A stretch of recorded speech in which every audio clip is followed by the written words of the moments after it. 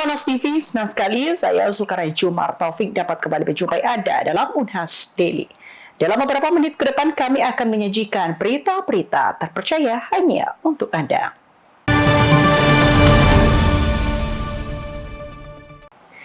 Pemirsa, Rumah Sakit Gigi dan Mulut Fakultas Kedokteran Gigi Universitas Hasanuddin bekerja sama dengan Unilever Indonesia menggelar peringatan Bulan Kesehatan Gigi Nasional tahun 2025. Selama 3 hari, sekitar 750 pasien mendapatkan pemeriksaan serta perawatan gigi dan mulut secara gratis. Rumah Sakit Gigi dan Mulut Fakultas Kedokteran Gigi Universitas Hasanuddin menggelar rangkaian Bulan Kesehatan Gigi Nasional mulai 3 hingga 5 Desember 2025. Melalui kerjasama dengan Unilever Indonesia, RSGM memberikan pemeriksaan gigi dan mulut gratis selama 3 hari berturut-turut. Layanan yang diberikan meliputi perawatan gigi anak, penambalan, pembersihan karang gigi, hingga pencabutan gigi. Sebanyak 750 pasien terdaftar mengikuti pemeriksaan ini. Menariknya, kegiatan ini juga melibatkan anak-anak penyandang disabilitas yang merupakan binaan RSGM FKG Unhas. Mulai dari pelayanan pembersihan karang gigi, cabut gigi, tambal gigi, seperti yang disampaikan juga tadi oleh Dr. Mira adalah ada pencegahan untuk anak-anak pemberian fluor, ya fluor pada gigi sehingga itu memperkuat gigi sehingga tidak mudah mengalami lubang, ya itu semua dan alhamdulillah semua kita berikan pelayanan sama dengan hari-hari sebelumnya, ya terjadwal dengan baik, ya dilakukan sesuai standar. Program ini menjadi bagian dari kampanye nasional Unilever Indonesia yang dilaksanakan di 30 fakultas kedokteran gigi dan RSGM se-Indonesia. Tahun ini, BKGN menargetkan 28.000 penerima manfaat. Sejak digelar 16 tahun lalu, program ini telah menjangkau lebih dari 2,7 juta jiwa. Kegiatannya itu berlangsung selama hampir 3 bulan. Kami mengadakan bekerja sama dengan 30 FKG dan RSGM dan juga memberikan edukasi bersama dengan 55 PDG cabang yang tersebar di seluruh Indonesia. Dan target sasarannya adalah 28.000 dan dari BKGN 16 tahun ini kita sudah mencapai 2,7 juta jiwa masyarakat Indonesia yang sudah teredukasi dan mendapatkan perawatan kesehatan gigi gratis. Tingginya angka penyakit gigi dan mulut di Indonesia menjadi alasan utama penyelenggaraan BKGN. Menurut laporan Menteri Kesehatan, prevalensinya masih di atas 85%. Dekan Fakultas Kedokteran Gigi Unhas, Dr. Gigi Irfan Sudianto, menyampaikan bahwa kegiatan seperti ini penting untuk meningkatkan promosi preventif kepada masyarakat. Kita dengar juga pernyataan dari Pak Menkes bahwa saat ini tingkat prevalensi penyakit gigi dan mulut sangat tinggi, di atas 85%. Sehingga menjadi tugas dan tanggung jawab kita semua. Dan saya kira Unilever juga mengambil tanggung jawab itu untuk bagaimana supaya kegiatan ini menjadi ajang untuk promosi preventif masyarakat sehingga pengetahuan terkait dengan kesehatan gigi dan mulut itu meningkat dan pada akhirnya kita juga berharap prevalensi itu semakin hari semakin berkurang, menurun. Tak hanya pemeriksaan gratis, BKGN di RSGM Unhas juga diisi dengan penyuluhan ke sejumlah sekolah dasar dan pembuatan minimal 200 konten edukasi di media sosial. Untuk kegiatan Bulan Kesehatan Gigi dan Mulut 2025 ini agak sedikit berbeda ya dari tahun-tahun sebelumnya. Untuk tahun ini kita ada 3 program yang baru, bukan baru, 2 yang baru, kemudian yang satunya memang ini menjadi program yang mandatori, yaitu adalah School Health Program. Cuman untuk tahun ini ditekankan ke pesantren dan Islamic School Program. Nah, kita sudah laksanakan ini untuk di awal di 3 SD Islam favorit, yaitu Darul Fikri, kemudian Sekolah Quran Safati dan Sekolah Nas Islam. Selebihnya itu nanti akan dilaksanakan kembali setelah kegiatan 3 hari ini. Yang kedua adalah content creation. Jadi pada PKGN kali ini kita ditekankan untuk membuat konten dan memposting ke sosial media itu minimal 200 konten.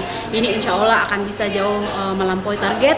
Dan untuk memeriahkan juga kita menambahkan ada 3 kontes, yaitu kontes video edukasi, kemudian ada fotografi, dan tentu saja untuk memeriahkan acara ada kontes dangdut.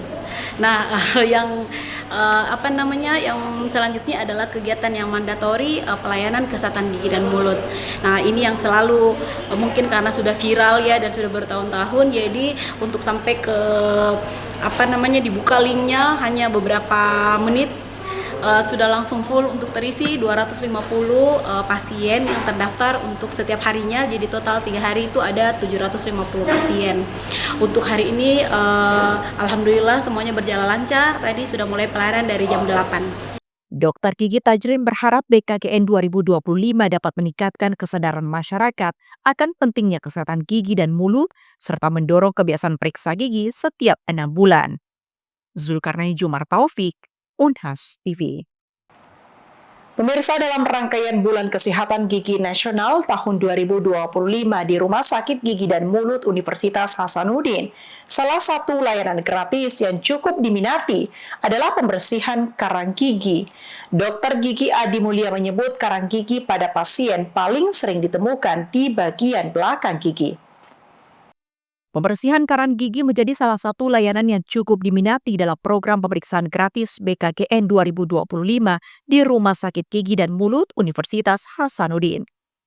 Pembersihan karang gigi atau scaling dilakukan untuk mengangkat tumpukan plak mengeras yang tidak dapat dibersihkan hanya dengan menyikat gigi sehari-hari. Plak yang mengeras menjadi karang gigi dapat menyebabkan radang gusi, bau mulut, hingga gigi menjadi goyang apabila dibiarkan tanpa perawatan. Salah satu dokter gigi yang menangani adalah Dr. Gigi Adi Mulia Taufik menyebut jika cepat lambatnya penumpukan karang gigi sangat dipengaruhi oleh kebiasaan menjaga kebersihan mulut, mulai dari cara menyikat gigi yang benar hingga kebiasaan berkumur. Selama menangani pasien, Adi Mulia kerap menemukan karang gigi pada bagian belakang gigi. Menurutnya, area tersebut sering terlewat saat menyikat gigi karena posisinya yang tidak terlihat jelas sehingga banyak pasien tidak membersihkannya secara optimal. Karang gigi sifatnya dia fisiologis. Fisiologis pasti tumbuh. Nah, cuma lambat cepatnya tumbuh itu tergantung dari masing-masing kita. Kalau kita rajin sikat gigi, rajin kumur, pertumbuhannya itu akan lambat dibanding dengan yang tidak memperhatikan kebersihan giginya. Jadi dengan rutin menyikat gigi minimal 2 kali sehari. Paling sering di gigi belakang. Paling sering karena biasanya pasien menyikat gigi hanya yang terlihat saja di depan, di belakang. Kemudian dari teknik mengikatnya biasanya sampai saat ini awam belum terlalu paham. Biasanya hanya menggunakan gerakan gigi dengan maju mundur, tidak dengan gerakan membulat. Nah, makanya sisa makanan atau debus-debus yang ada pada gigi bagian belakang itu seringkali terlupakan. Beda dengan di depan, ya biasanya kita melihat secara kasat mata kelihatan, nah, itu lebih diutamakan dibanding di belakang. Makanya karang gigi lebih sering bertumpuk di bagian belakang karena secara kasat mata tidak kelihatan. Untuk mencegah terbentuknya karang gigi, Dr. Gigi Adi Mulia menyarankan pemeriksaan rutin setiap 6 bulan serta menjaga pola menyikat gigi dengan benar. Zulkarnain Jumar Taufik, Unhas TV. Pemirsa, Universitas Hasanuddin bekerja sama dengan Kementerian Pendidikan Tinggi, Sains, dan Teknologi menggelar sosialisasi program Ajakan Industri 2026. Kegiatan tersebut bertujuan menjembatani akademisi dengan pelaku industri serta pemangku kebijakan. Sosialisasi program Ajakan Industri 2026 digelar di Baroga Profesor Dr. Haji Baharudin Lopa SH, Fakultas Hukum Universitas Hasanuddin, Rabu 3 Desember 2025. Sosialisasi menghadirkan berbagai pihak mulai dari akademisi, industri, hingga tim pakar Kemendikbudristek. Kegiatan tersebut dirancang sebagai ruang kolaborasi antara peneliti, perguruan tinggi, dan pelaku industri untuk menjawab kebutuhan riset dan pengembangan produk. Membuka kegiatan, Rektor Unhas yang diwakili Wakil Rektor Bidang Perencanaan, Pengembangan, dan Keuangan, Profesor Subhan SSI M.Pharm SCPHD Apoteker, menyebut jika status PTNBH menjadi parameter kepercayaan kepada Unhas sebagai penyelenggara sosialisasi ini. Prof. Subhan turut mengapresiasi program Ajakan Industri karena mampu menjembatani dunia industri dengan para peneliti Unhas. Menurutnya, banyak inovasi Unhas yang sudah dikomersialisasi dan dimanfaatkan masyarakat, salah satunya varietas jagung jago. Kolaborasi itu sendiri dinilai penting oleh Prof. Subhan agar hasil riset dosen dan mahasiswa dapat dimanfaatkan secara langsung oleh masyarakat.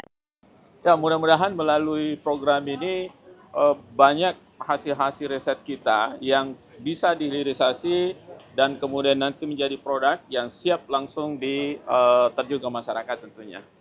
Di dalam kegiatan tersebut, tim pakar program ajakan industri Profesor Dr. Insinyur Hotnier Siringoringo MSc IPU menjelaskan, program ini dirancang agar dosen dapat mengembangkan teknologi yang menguatkan kapasitas industri nasional. Sebab negara maju bisa bertumbuh karena hilirisasi penelitian dosen yang diadopsi industri, dan kolaborasi itulah yang ingin diwujudkan melalui program tersebut. Jadi kita punya sumber daya manusia dosen itu melakukan penelitian. Penelitian dosen itu bagus-bagus, mereka bisa mengembangkan teknologi dan banyak negara maju itu karena penelitian dari dosen. Nah tentunya penelitian dosen ini bisa dimanfaatkan untuk mengembangkan industri gitu ya. Jadi mengembangkan produknya, diversifikasi produk seperti tadi saya sampaikan. Jadi harapan kita memang kerjasama ini untuk mengembangkan industri ya, meningkatkan kapasitas industri. Program ajakan industri memberikan ruang bagi industri untuk menawarkan gagasan pengembangan produk baru. Selanjutnya, gagasan tersebut dikompetisikan dalam lelang teknologi yang dijawab oleh para dosen peneliti di perguruan tinggi. Ahmad Gifari, Unhas TV. Pemirsa Persatuan Olahraga Berkuda Seluruh Indonesia, Pordasi Makassar menggelar rapat kerja sekaligus workshop revitalisasi manajemen stable di Unhas Hotel and Convention. Kegiatan ini merupakan langkah strategis untuk memperkuat tata kelola, profesionalisme, serta peningkatan kualitas kuda dan atlet berkuda di Makassar. Rapat kerja pengurus dan workshop revitalisasi manajemen stable Pordasi Makassar digelar Rabu siang 3 Desember 2025. Kegiatan ini menghadirkan berbagai pemangku kepentingan, termasuk Dekan Fakultas Peternakan Universitas Hasanuddin, yang selama ini menjadi mitra strategis pengembangan ilmu dan teknologi perkudaan. Menurut Dekan, dukungan Fakultas Peternakan Unhas tidak hanya berupa fasilitas seperti stable, equestrian area, dan horseback field, tetapi juga tenaga ahli yang siap membantu peningkatan kualitas kuda di Makassar. Hari ini adalah kegiatan rapat kerja dan untuk revitalisasi stable yang ada di Makassar. Jadi stable itu adalah anggota terkecil dari Pordasi yang merupakan tempat kuda itu ada, dipelihara dan segala macam. Nah, Pordasi Makassar dengan kursan yang baru ini berusaha agar stable-stable yang ada semakin profesional dalam memelihara kuda, melatih kuda dan segala macam, sehingga kuda-kuda untuk tujuan prestasi itu semakin baik. Nah, kenapa Fakultas Peternakan?